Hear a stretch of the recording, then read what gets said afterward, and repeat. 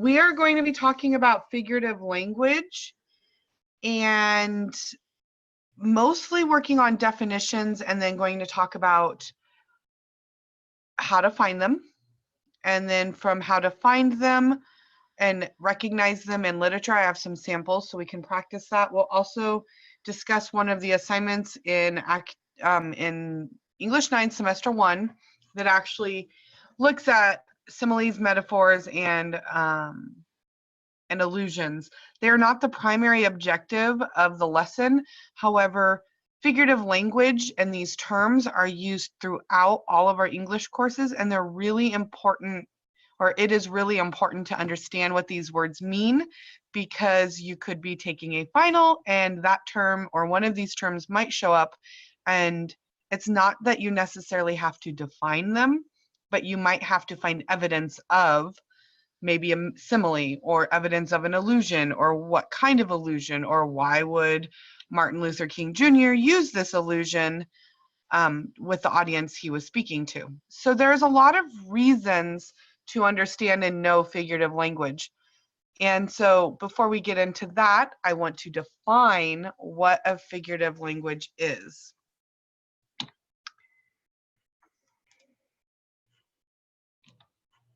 So figurative language is any kind of writing or language that is used to convey something that is different from the literal dictionary definition of the word. So when we use highly charged images, or when we pick a word that has an emotional connotation to it, or when we describe something other than what it really is in order to prove a point, that is all figurative language. Our authors use figurative language in order to layer meaning and impact into their writing. Knowing how the figurative, or what the figurative language is going to help you figure out how the author is trying to influence you as well. So, and really, figurative language is what makes language amazing. It's the power and the emotion behind the words, and we get a lot of that through figurative language. So one or two very big words that I think students cringe from are denotation and connotation. And denotation goes with the word dictionary, so D and D, so dictionary definition. It is the literal meaning of the word. If I say black, I mean the absence of color, or that dark black inky color, right? But if we look at some of the, so that is your literal definition, okay? Or maybe I say my rig, it's just a car. If you look in the dictionary, it's going to be slang for a car, but it has a different connotation.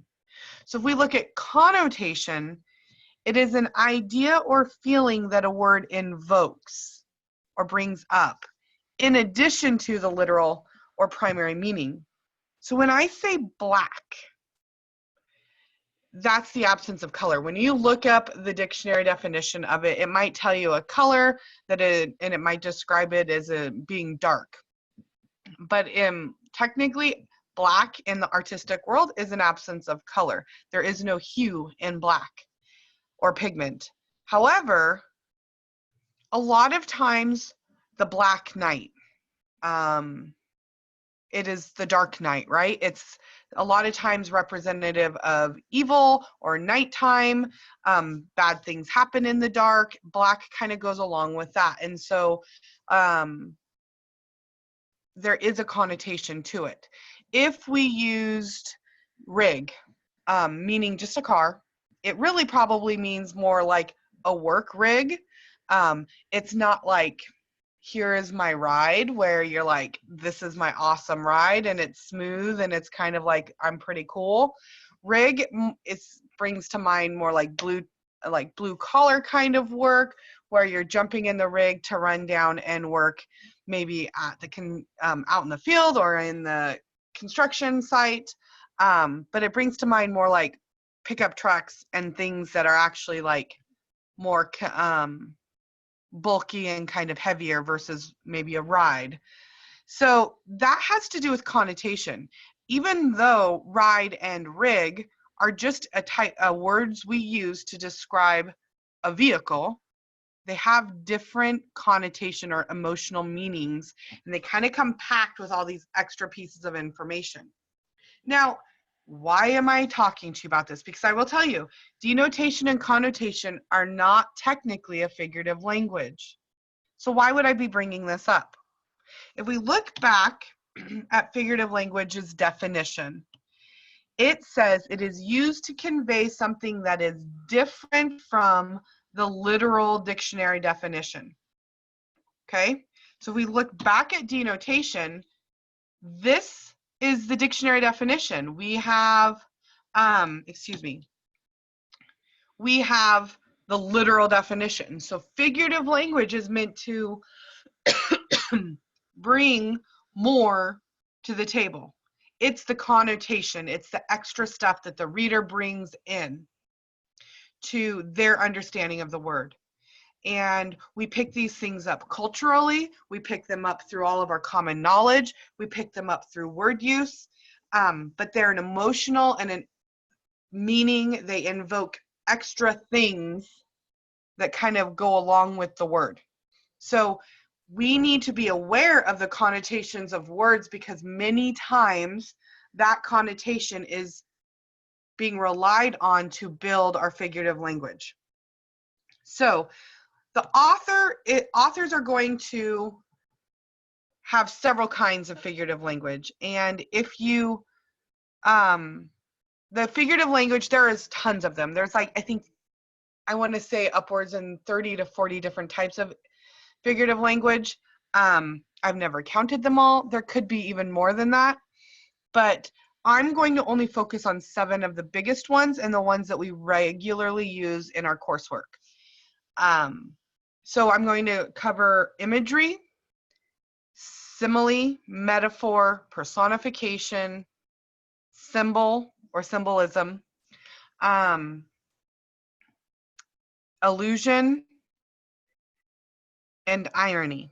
Okay, and these are just to give you a basic idea of what the words mean, because you cannot answer all these, not random, but all these questions in our language courses if you do not understand what these terms mean. So imagery is the basic idea behind figurative language. So figurative language gives us the literal definitions, but we add more to it by creating images, by picking really vivid words that are visually descriptive, or provide figurative language. So it provides images in our head, which goes along with the picture here. So all imagery does is build really good images in our head. And that's going to help us become emotional, or involved, heavily involved in the story. Example, a very, like, if you've ever watched The Hunger Games or read The Hunger Games, hopefully some of you have read The Hunger Games, the way that District 12 is described is very dark. It's very kind of dirty, old, gray tones. Things are really sad and somber. And the author has picked very specific words in order to build that image up in your head. Or if you've read or watched, because you can kind of see this in your head, the Charlie and the Chocolate Factory movies. That first time, I loved Charlie and the Chocolate Factory when I was a child. And it's because I loved when the old version, when the doors first open and you get to go into the world, the Candyland area, and all of the different, like, snozberries, and the Cool Whip is on the different flowers, and they're pulling candy off the trees. It's so visually appealing, and the author, Roald Dahl, actually uses these bright, vivid words to create that kind of imagery. So imagery is extremely important to figurative language because it impacts the way we read the story. From there, we have 2 of the most important and most common types of figurative language, and they are metaphor and simile. And there are 2 different slides. Simile comes next, but metaphor actually and simile do the same thing. They compare 2 unlike objects or 2 unlike things, but they do it differently. Metaphors compare 2 unlike objects by saying one thing is another. Example, Jenna's mouth is one huge metal factory.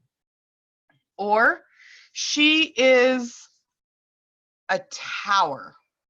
Means she's really tall, right? Or, she is a flower because she's really sweet. Maybe she's slender and very pretty, or whatever it is you want to, whatever your connotation of the word flower is. He is a bear, meaning maybe he's grouchy, maybe he's bigger, whatever it is that you would have an understanding of what being a bear is. We are flat out saying in a metaphor that one object is another object. Okay? On a simile, we are doing the same thing. We are comparing two unlike objects, but we are using the words like or as. He is as busy as a bee. It just means that that person is very busy. She is as bright as the noon sun. So she is bright and light, just as bright as that noonday sun is. So those are using like or as. She laughed like tinkling glass, or her laughter is like tinkling glass. So you've got like or as in there. So similes and metaphors have the same objective. They are comparing two unlike objects, but they're going about it differently. Metaphors is where you're actually saying that it is this other thing, and similes are where you're using like or as in order to compare them. Personification is probably my favorite form. Probably personification and illusion, which is next, are my favorite figurative language terms and applications. I love personification because it really is about picking active and vivid verbs. So what personification, let me jump back. So then by using these active verbs, these really vivid verbs, images pop into our head much more strongly than if we are not using those active verbs. So what personification does is it gives human traits and emotions and actions to non-human objects. And you should be able to recognize this because of the term. If you see, there is the word person in personification. We're making something seem like a person. Couple classic examples of personification. Winnie the Pooh, Tigger, Piglet, they all have characters. They're all being personified. The human traits have definitely been placed onto these different animals and to create these characters. So that is personification, because though bears might like honey, they don't necessarily talk and do the things that they do. Tigers, as in the form of Tigger, they don't jump, at least not like Tigger does, and they are not generally as hyperactive as Tigger is. And so, but it's still human traits, right? And so personification does that. Another type of personification that we see a lot in like commercials is like our M&Ms. Like the M&M commercial where the two M&M guys are talking. Those are major personifications. Other types of personifications, though, happen a lot when you are describing things, like maybe we do something like the wind howled across the mountains. Wind doesn't necessarily howl. Or the skies cried, the gray skies cried all afternoon, meaning the sky it's raining, but we're saying that the sky's crying because we're giving that more description. I love this picture, one, because lightning's pretty awesome, but two, I love that when we say something like lightning danced across the sky. It doesn't just say there's a lightning strike. We could say lightning stabbed the horizon. That brings to mind more of like that one big, huge, strong lightning bolt, where the image here, it's where it's moving along and kind of spreading out and dancing across the sky. So it definitely creates different images. And so personification is a really powerful tool. You don't just have to use it to make like bears be like Winnie the Pooh and a human. You can also use it to help your reader see a much more vivid image of what you're trying to describe, all by choosing just a more active verb. Okay? And a big thing we're going to talk about these in literature in a few minutes, so I'll wait. So symbols are these things that represent big ideas. Excuse me. All countries have the symbol of their flag, and it stands for patriotism and all the things that they hope that their country stands for. But we also tend to have sometimes animals that stand in as symbols for countries. There's images for emotions and different things.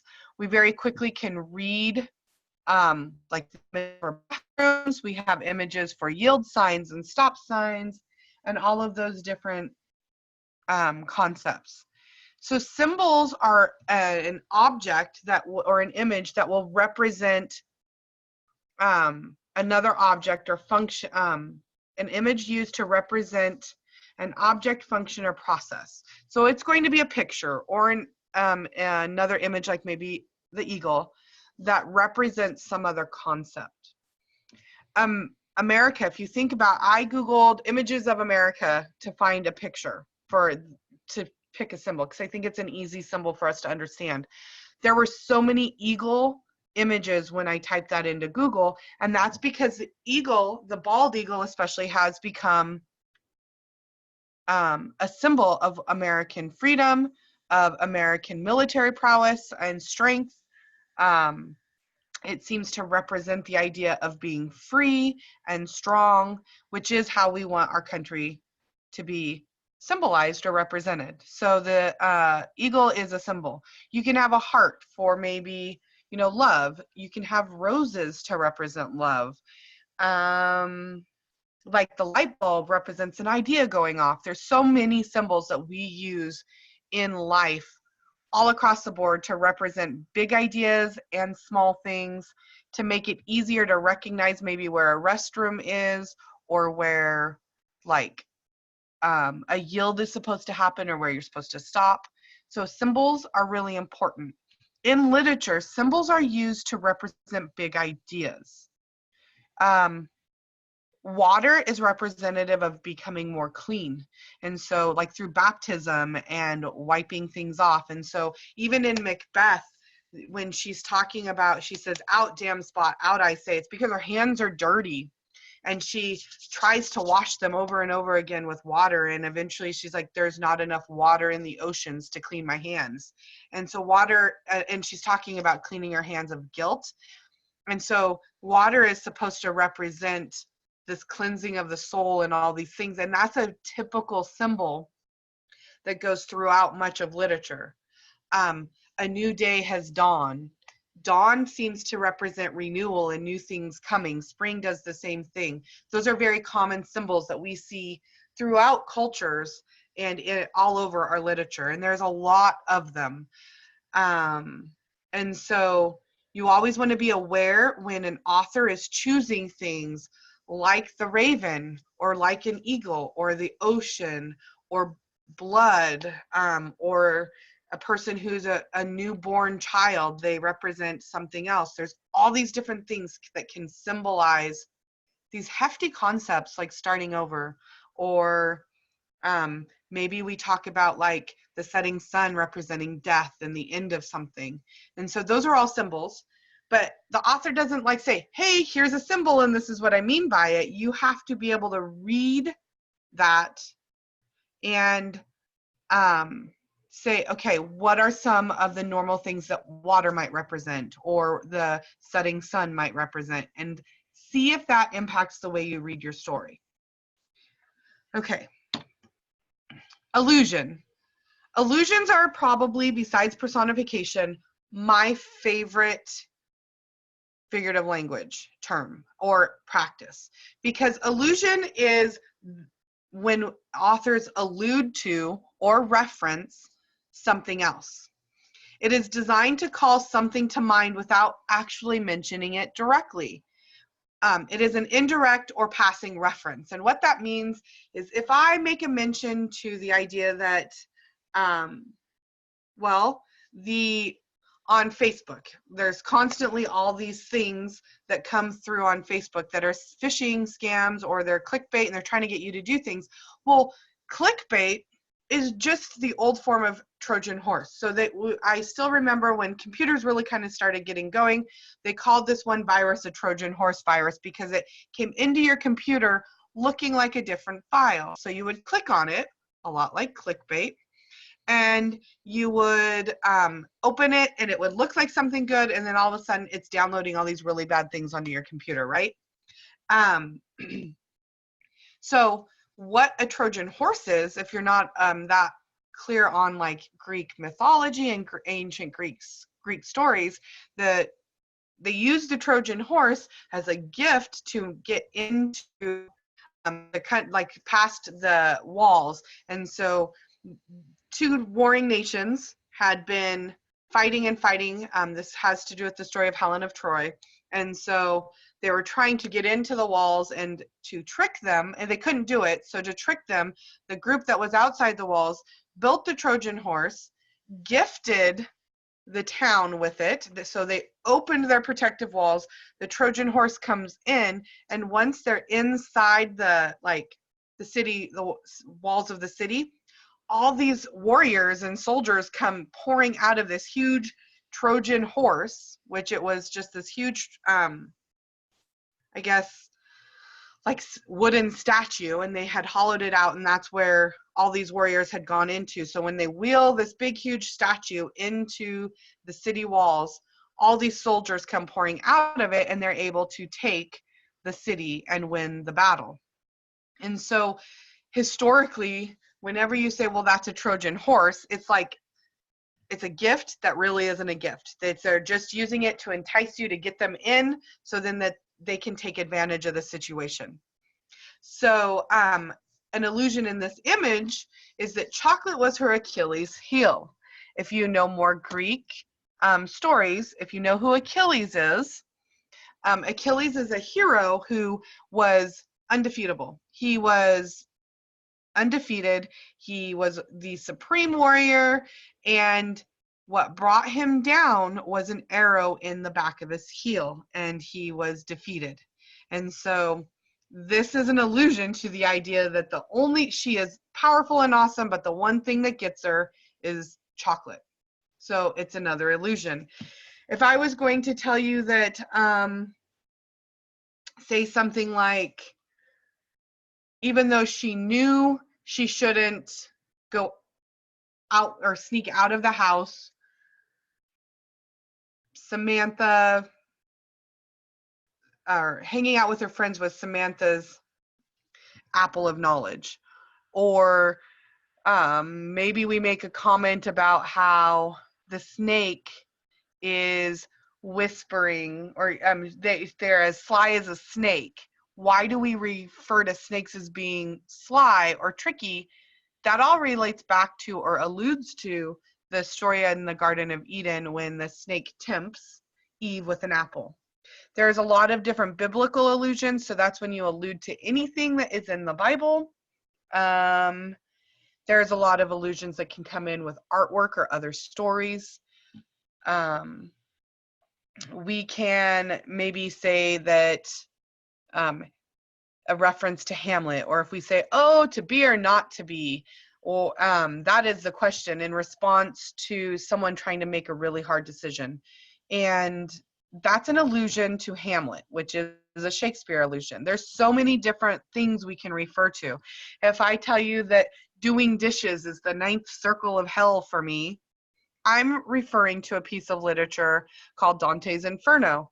And so all of these allusions are things somehow as a culture we understand, but they're from all these major pieces of art. They're from popular culture.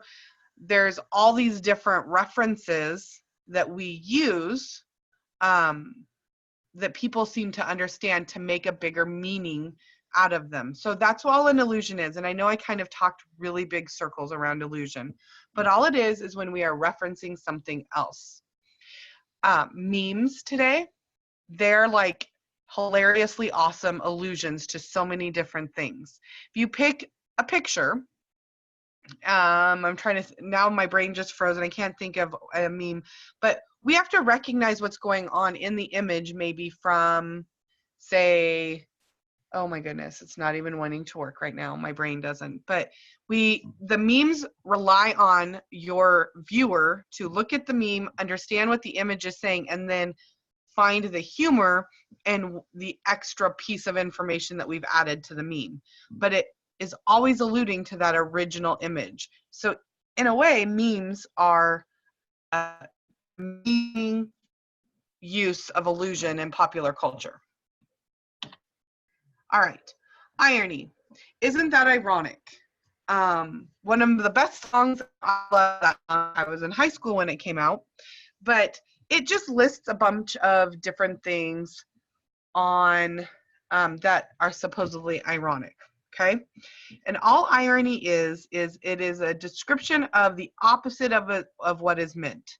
There are three kinds: dramatic, verbal, and situational. So what happens is we might expect one ending and the opposite happens. We might say, oh, yeah, she's a smart one, but we really are not meaning it that way. It's probably more of a negative thing, right? And so that's more of a verbal irony. Excuse me, when we expect something to happen and the complete opposite happens, that's situational irony. Dramatic irony is when we're watching a movie and the players on the screen, or a play, and the actors and the people in the story do not have enough information, but the audience has all the information they need to know. So the audience understands all of this information, and if the actors knew the information that the audience knew, they wouldn't be doing the things they do. So let's see here. I don't want to have to explain Oedipus. That's probably your most ironic. So in Romeo and Juliet, there is some dramatic irony because if you've read Romeo and Juliet, which you probably have if you've been with Graduation Alliance for very long, but Romeo has just married Juliet and he's going out about the town to find his friends, and he runs into Tybalt, who challenges him to a duel, and he refuses to fight because he says something along the lines about, I love you more than you can know. Well, Romeo knows something, but Tybalt has no concept. And so that can be dramatic irony.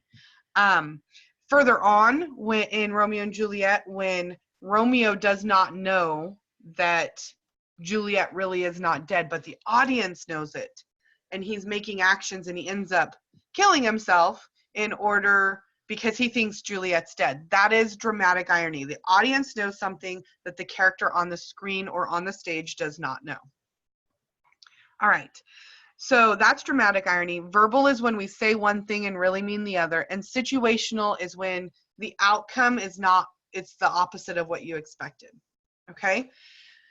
All right. So there's no one here, so I'm going to kind of skip the questions right now. But if you do have any questions on anything over those terms, my email, I'm actually going to, let's see if they'll let me annotate with text really quick. They will. So I am going to type up my email.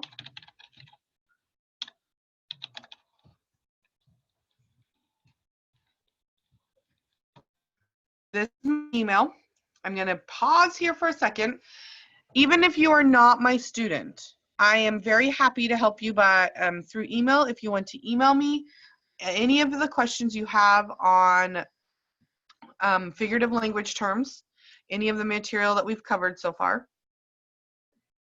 So it's angelina.vallone@graduationalliance.com. I am more than willing and very, very happy to help you. I can help you figure out how to use illusion or what to look for illusion. I can help you figure out how the personification is impacting the story, all those different elements. Or I could just help you better understand the terms, if that's where the confusion lies. Okay, I am going to move to the next slide. I don't know if my graduation alliance is going to stay there. Let's see here. We're going to clear it, clear all drawings. All right, so let's move to the next slide. So we're going to practice really quick. I really tried to find all of the quotes from Edgar Allan Poe. Most of these come from, they actually come from several different pieces. The Raven is one of them. I believe there's stuff in here from the Cask of Amontillado, and then Annabel Lee. But then I have something, I believe it was from Robert Burns, I believe is who the poet was for number 4. So what I'm going to do is I'm going to let's match the different terms with, we're going to match these terms: imagery, metaphor, simile, personification, symbol, allusion, and irony.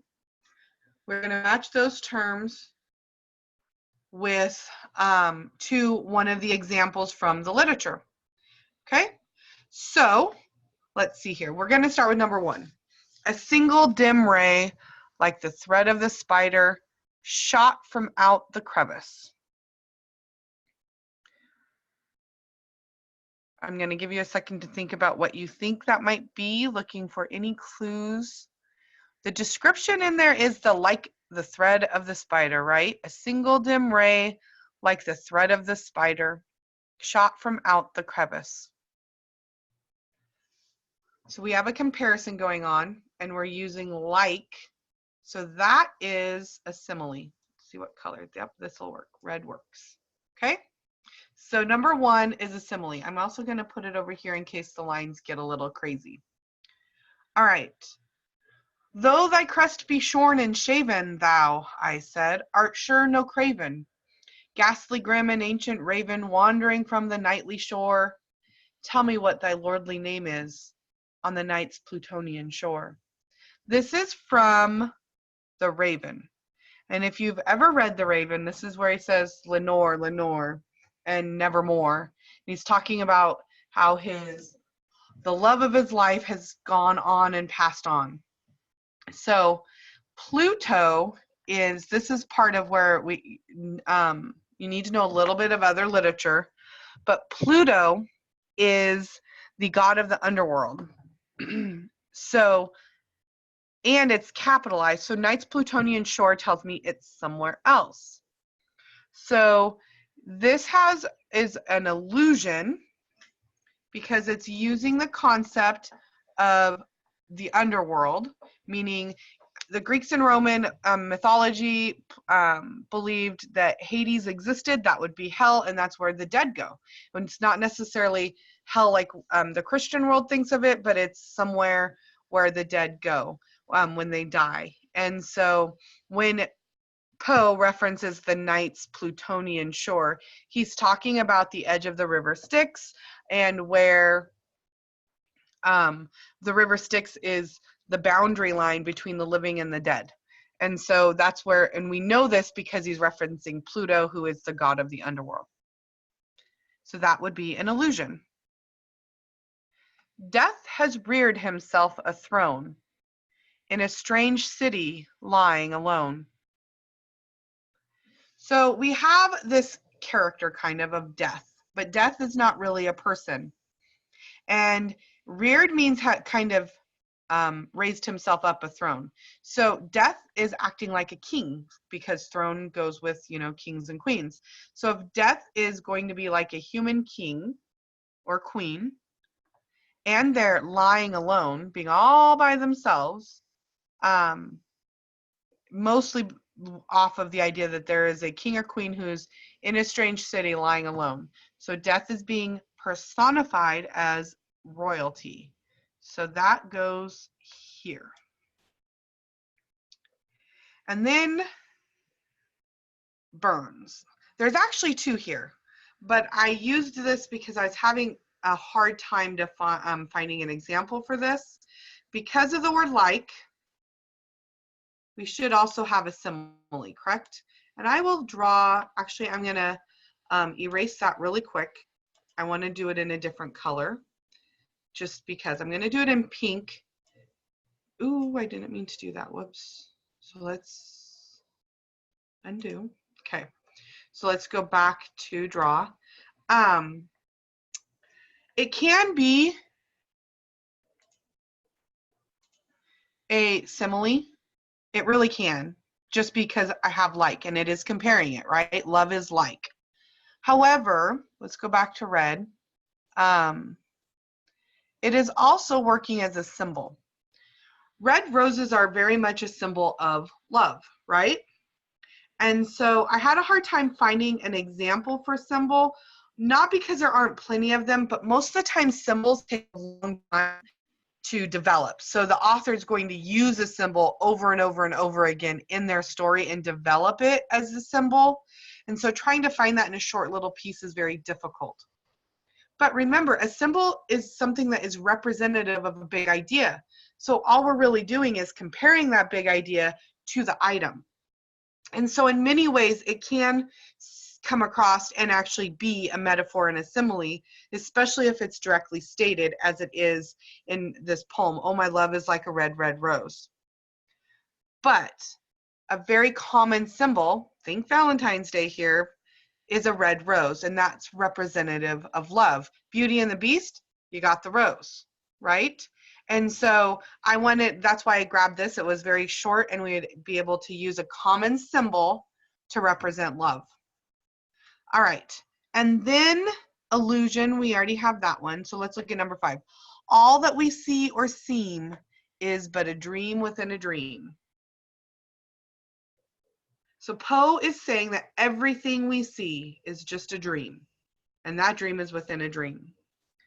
So it is comparing everything, all of existence, to a dream. Remember, and it's not using like or as, it's just saying is. So that is going to be a metaphor. Okay, I'm wondering if, anyway. So then we have, my dear Fortunato, you are luckily met. You kind of have to know a little bit of background here on this story. This is from the Cask of Amontillado, and one gentleman is going to meet another during Carnival and take him down into the cellars and end up killing him. But it's the second gentleman who's going to be killed. He's not aware of it. And so when they first meet up, they're like, "Oh, you are luckily met." That is serious sarcasm, but he is definitely using verbal irony because he does not mean what he says, right? It is not a lucky night if you meet up with your murderer. All right. I'm trying to move this and it doesn't want to move. But there we go. But with mien of lord or lady perched above my chamber door.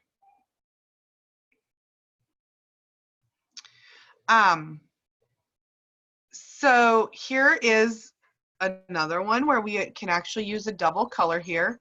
Going to use yellow. It is a lord or lady. This is referencing the raven. It's perched above the chamber door like a bird would be, but it's acting. Mean means like how it's behaving. It's acting like a lord or lady, so it's acting like a person, but it also gives us a very clear image, which is what I was using it for, is imagery. It gives us a very clear image of what this bird looks like. We have perched. We know it's sitting on top of the door like a bird perches on a branch. So very vivid verb there. And then we also have that personification to help us build the image of it acting like a lord or lady. Now, if you actually go back through 1 through 7 or 1 through the other 6, all of these are building really strong images. So you could almost put imagery to every single one of them. Maybe not so much the ironic one, which is the Fortunato one on number 6. But all of these are meant to build really good and strong images. So almost all figurative language will build stronger images. So we could draw a line almost to every single one of these for that.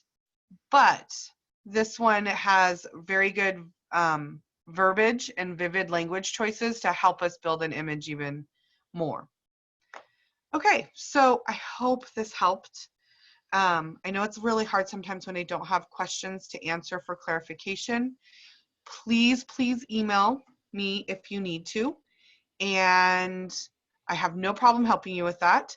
I am going to actually close out my PowerPoint really quick because, oops, we need to, let me get rid of all my annotations, clear all drawings. Okay, so I'm going to actually open up one of the assignments that I wanted to talk about is in English semester 1. So that would also, this part would be in quarter 2 if you're on the quarter system for it. We read a letter from Birmingham jail, which is Martin Luther King Jr.